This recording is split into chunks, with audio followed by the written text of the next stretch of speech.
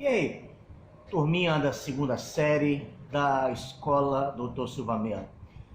Estamos aqui mais uma vez no nosso canal Te Odeio, com uma aula de filosofia. Essa aula, na verdade, ela é uma revisão das 3 aulas que vocês tiveram desde o início das aulas pela TV. E se vocês gostarem, dá um joinha, né? Se inscreva no canal. E curta, compartilha, vamos lá, vamos dar um pouco de vida nesse canal.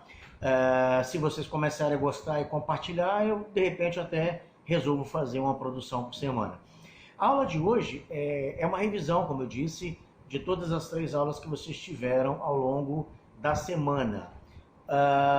E eu vou usar o material do Centro de Mídias e Educação do Amazonas. O mesmo material da sala de aula, da TV, né, que vocês estão assistindo, é o mesmo material, o material deles é muito bom, e vocês estão reclamando, às vezes, pela forma de ser dada a aula, que não tem a ver com a nossa cultura, né, uma cultura amazonense. Isso pode ser que esteja dificultando para vocês o conhecimento, então eu resolvi pegar a mesma aula que vocês terão essa semana e fazer uma adaptação com a minha forma de explicar.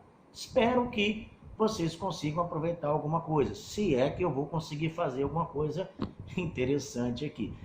E deixar claro que eu estou com muita saudade de vocês e queria muito, mas muito mesmo, que vocês estivessem interagindo um pouco mais com a gente. Mas então vamos lá. Para começar, gente, a professora ela vai falar nessa aula da TV sobre o que é o conhecimento. Ela já falou em 3 aulas, agora é o resuminho, a revisão final de todo o trabalho. Então, quando você percebe no segundo slide da aula, quando ela fala que é uma revisão e uma síntese das 3 aulas anteriores, ela junta as 3 aulas numa só para facilitar a sua compreensão. Então ela começa dizendo o que é o conhecimento. O conjunto de informações que o indivíduo adquire por meio de sua experiência, aprendizagem, crenças, valores, intuições sobre algo do decorrer da sua trajetória de vida. Conhecimento se dá assim. Para que eu vou estudar isso, professor? Voltando. Se é um conjunto de informações que você, indivíduo, adquire por meio de sua experiência de vida, a aprendizagem que você tem ao longo da vida, as suas crenças e valores culturais, as intuições que você tem ao longo da sua vida, por que você acha que é importante conhecer isso? Bom, no passado, os filósofos não tinham um conhecimento, as pessoas não tinham conhecimento de como se dava esse processo de aprender. Então alguns filósofos começaram a se preocupar com isso. Como que será que se dá esse aprender? Bom, então para que eu vou estudar isso? Lógico que as teorias pedagógicas, as teorias do aprendizado, usaram muito dessas teorias dos filósofos para dizer como é que seria mais fácil você aprender. E também serve para você, ao aprender como que o conhecimento se dá, fica fácil você traçar estratégias para você próprio estudar. E por quê? Porque todas as estratégias de como eu devo estudar vão ter como base essas teorias. Se eu sei como minha cabeça funciona para aprender, fica mais fácil eu estudar. Eu vou usar essas estratégias. Bom, então ela continua dizendo, a professora Érica, que o conhecimento é movimento, né? O conhecimento é um movimento. A investigação e a argumentação levam a um movimento do conhecer. O conhecer é uma coisa que se movimenta. Você tem o objeto, você tem a experiência, você tem o sujeito, e a partir daí você cria ideias, reflexões e mais ideias que vão ser geradas a partir do objeto que eu tenho contato, a experiência com esse objeto e o sujeito que conhece, que é você, o sujeito é você. Você é o sujeito que está conhecendo o objeto. Perfeito? Bom, continuando, ela fala sobre o ato de conhecer. São 2 elementos no processo de conhecimento. O sujeito, como eu já disse, que conhece, que é a nossa consciência, a nossa mente, e o objeto conhecido. a realidade, o mundo, os inúmeros fenômenos que acontecem à nossa volta. Bom, ainda falando do ato de conhecer, nós nos deparamos sempre com os fenômenos do mundo que é percebido, esse mundo nosso que é percebido por nós enquanto sujeitos do conhecimento, para a partir dessa relação de nós com esses fenômenos, possamos ter conhecimento, né, das coisas à nossa volta. E ainda dentro do ato de conhecer, os homens do passado sentiram a necessidade de pensar sobre de que maneira o conhecimento era adquirido. Eu falei lá no comecinho do vídeo, pela mente do homem. Surge então a teoria do racionalismo, que foi dada por Descartes, Spinoza, são dois nomes, tem mais, eu só estou citando esses dois. Do empirismo, que nós temos Aristóteles, Locke, Hume e Bacon, dentre outros. E mais tarde, o Kant, Immanuel Kant, filósofo alemão, vai juntar essas duas teorias e criar uma ideia do criticismo, que não é só o racionalismo e nem o empirismo. As duas precisam coexistir e uma ajudar a outra. Portanto, a gente terá que falar, depois de falar de racionalismo e empirismo, do dogmatismo, que concebe-se verdades absolutas como nas religiões, onde não se pode questionar as verdades divinas. O que significa isso? O dogmatismo é quando você aceita verdades que não são questionadas, não podem ser questionadas, porque você acredita que elas sejam realmente verdadeiras. Esse é o posicionamento dogmático. E também o ceticismo, que é outra linha, onde tudo é questionável e não existem verdades que não possam ser questionáveis. Qualquer uma pode ser questionada. Esse ceticismo é salutar. Mas existe, como a professora mesmo nos coloca nas aulas, o ceticismo radical, que prega essa impossibilidade de encontrar verdades. Nada pode ser aceito como verdade. Nada pode ser aceito como verdade. Esse tipo de ceticismo não é útil ao conhecimento, porque você nunca vai aceitar nada como sendo verdadeiro. Mas o ceticismo comum, que é a crítica às verdades, para você encontrar algo que vai realmente te convencer daquilo, sim, isso é importante. Melhor até do que o dogmatismo, que não questiona nada, aceita tudo colocado do jeito que está. Então, para que estudar isso, professor? Para que estudar esse ceticismo, criticismo, racionalismo, empirismo, dogmatismo? Para que eu vou estudar isso hoje em dia? Isso tem utilidade para mim? Bom, eu vou dizer o seguinte, porque sabendo disso, podemos conhecer como aprendemos e como podemos conhecer a nós mesmos. Nos tornamos mais respeitosos e tolerantes com o outro quando nós entendemos que existem essas formas diferentes de conhecer o mundo. Se você entende que existem várias formas de entender da maneira que a pessoa apreende o conhecimento, você não vai ficar criticando as pessoas por acreditar numa coisa ou outra, aquele cara que é cético, aquele que é dogmático. Existem várias formas de ser no mundo e elas precisam ser respeitadas e você precisa ser tolerante com elas. Já o dogmatismo radical, também existe o ceticismo radical e o dogmatismo radical. Ele aconteceu durante a Idade Média, com as verdades da igreja que não podiam ser em nenhuma hipótese contestadas. E quem fizesse isso seria morto na fogueira, porque não era de forma alguma permitido que você questionasse as verdades da igreja. E você seria queimado na fogueira como um herege, aquele que não acredita em Deus. Continuando, o ato de conhecer ainda nos mostra que o ato do conhecimento se dá pelo sujeito e objeto, nós vimos isso, e o produto do conhecimento é o que resulta do ato de conhecer. É o produto, aquilo que é finalizado ao conhecer as coisas. O conhecimento se dá pela tradição, pela cultura. Nós temos um slide aí que mostra produtoras de mandioca, pessoas que trabalham com a produção de mandioca. Esse conhecimento se dá pela tradição, pela cultura, e não precisa de escola para isso. Mas é conhecimento vivido, importante de ser sempre lembrado. A professora Érica, nas aulas que vocês tiveram, nos dá exemplos da pesca, do tambaqui e outros da cultura amazônica. nos convida a compreender o conhecimento gerado em nossa cultura. Pensar como conhecimento é gerado em nossa cultura. O conhecimento que adquirimos na escola também é de extrema importância, mas devemos sempre nos basear na cultura, sempre que possível. O valor do conhecimento do pedreiro, do eletricista, do bombeiro hidráulico, enfim, de inúmeras profissões que a gente tem, que a gente conhece, muitas vezes nem da prática cotidiana. Então, não podemos desprezar isso, as coisas como conhecimento, também é um conhecimento. Aquele amigo seu que sabe fazer um pão, aquele que é um padeiro e aprendeu a fazer pão através da prática, nunca estudou, então tudo isso são conhecimentos importantes, que não podem ser desprezados. E aí vem os modos de conhecer.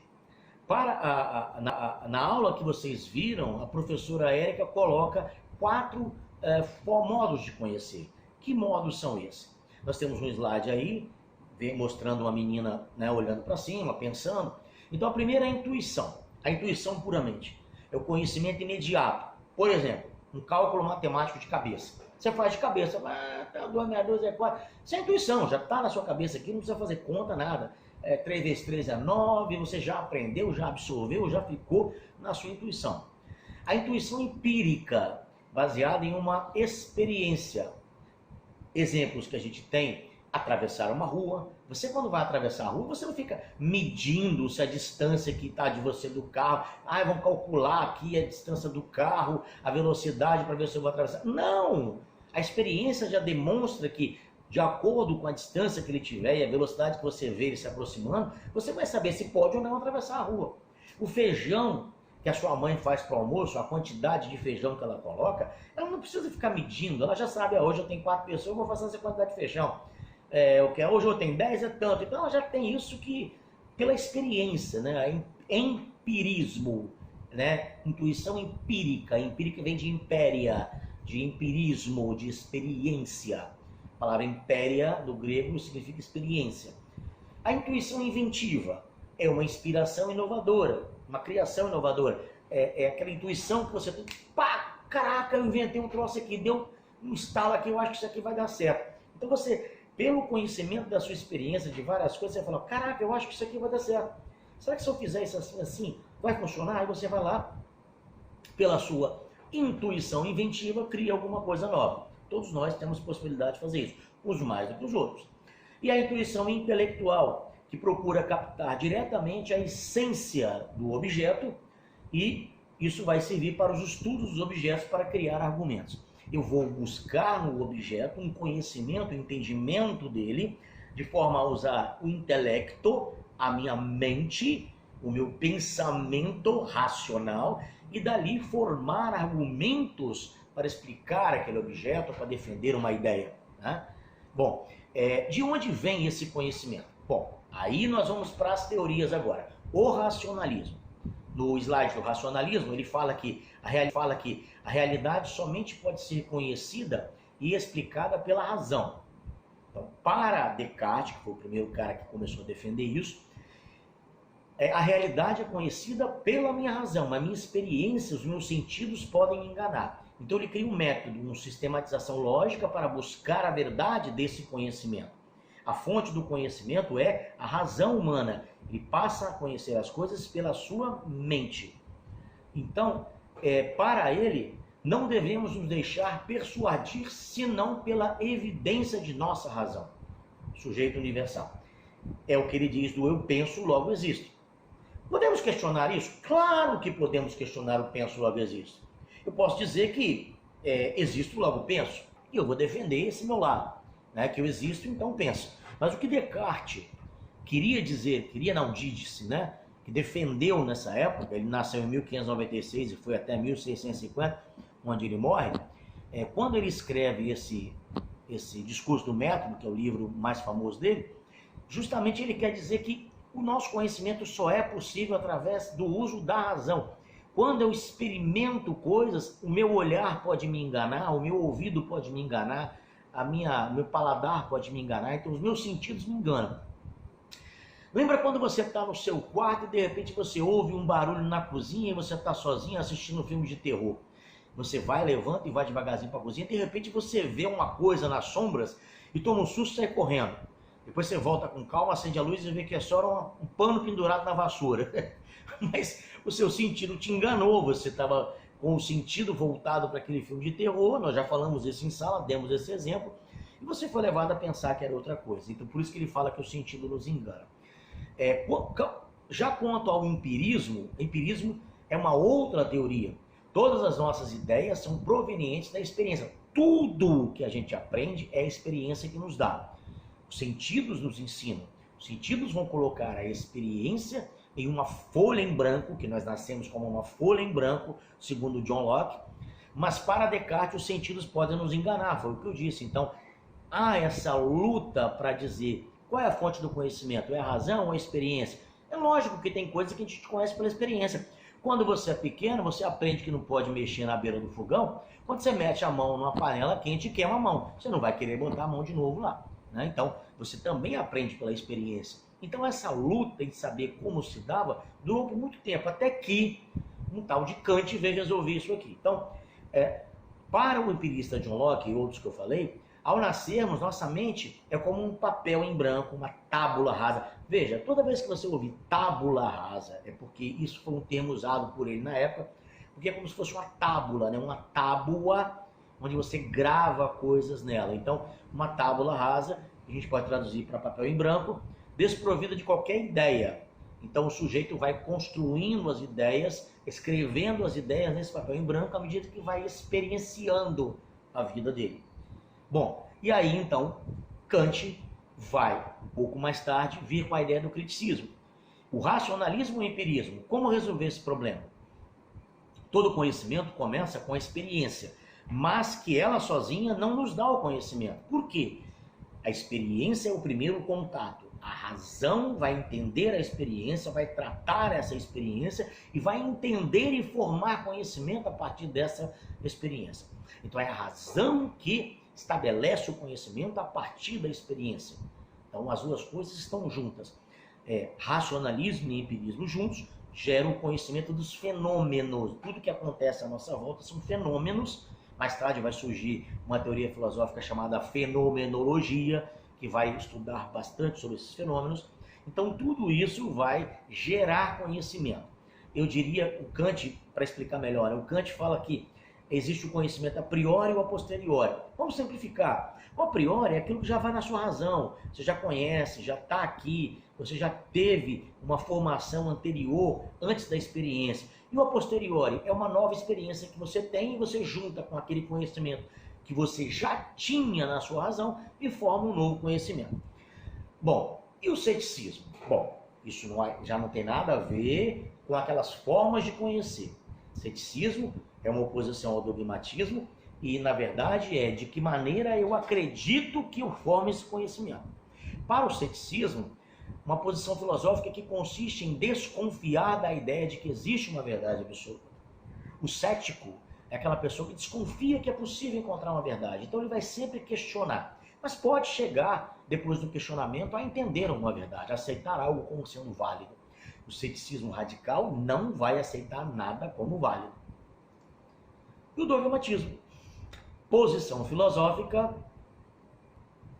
Dogmatismo é uma outra corrente, uma posição filosófica que concebe a existência da verdade e a possibilidade do conhecimento.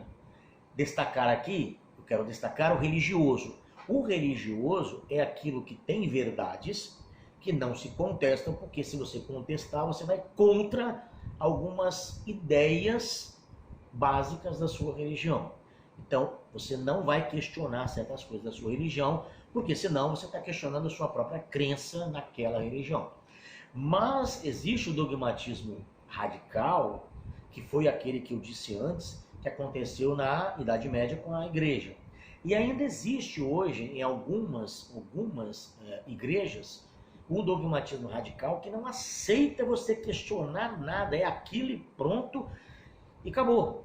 Não tem como, eles nem aceitam você fazer uma pergunta sobre alguma coisa, porque isso é radicalismo, eles estão cegos a qualquer questionamento. Então o que o padre disse, ou o pastor disse, ou qualquer outro líder religioso disse, ele não vai de forma alguma aceitar que você faça alguma pergunta sobre aquilo. Isso já é o radicalismo, né? Agora, o dogmatismo radical. Então isso aí também não é salutar. Então a diferença entre os dois, ceticismo e dogmatismo, é a relação de sujeito e objeto. O sujeito não pode apreender o objeto. E a relação de sujeito e objeto no outro, é evidente que o sujeito apreende o objeto. Ou seja, no ceticismo, o sujeito não tem obrigação de aceitar o objeto como verdade. No dogmatismo, o sujeito aceita o objeto sem questionar. Essa é a grande diferença dessas duas linhas. Ah, mas por que eu estou aprendendo isso, professor? Eu já falei. Isso é importante para você compreender como sua cabeça funciona. Se você compreende como sua cabeça funciona, fica até mais fácil você organizar seus estudos. Então isso é só uma entrada, é um tiragosto da filosofia. Se você for estudar isso a fundo, tem tanta coisa nesses estudos que ajudaram a formular teorias pedagógicas, teorias de aprendizagem, várias teorias interessantes que partiram dessa discussão. Hoje, o que mais se aceita é o criticismo kantiano, onde a ideia dos dois, a experiência e a razão, formam o conhecimento. É o mais aceito. Hoje, pouquíssimas pessoas acham que só se dá pela razão ou só se dá pela experiência. Não. Kant é o cara que realmente fez uma síntese de tudo isso e a gente acredita assim. E o dogmatismo e o ceticismo é para você entender que tem pessoas que são dogmáticas, tem pessoas que são céticas. Você precisa respeitar, você não vai criticar. Você não acredita em nada, deixa, a pessoa tem essa postura e você tem uma outra. Vamos conviver com as diferenças. Essa é a importância da gente ter essa ideia do que é o conhecimento, ok? Acho que ficou claro em 20 e poucos minutos aí o que foi dito lá nas 3 aulas, de 30 minutos cada uma. Acho que a gente reduziu isso bem e acredito que dá para a gente ter uma ideia do que seria esse aprender esse conhecimento. Continuaremos com mais aulas a partir das próximas semanas e espero que essa aula tenha ajudado vocês a ter uma percepção diferente daquilo que foi passado antes, tá bom? Não esqueçam, se gostarem, dá o joinha, compartilha, se inscreva no canal e vamos produzir cada vez mais. Saudações a todos, de dia, de tarde, de noite, estamos aí, fiquem com Deus. Tchau.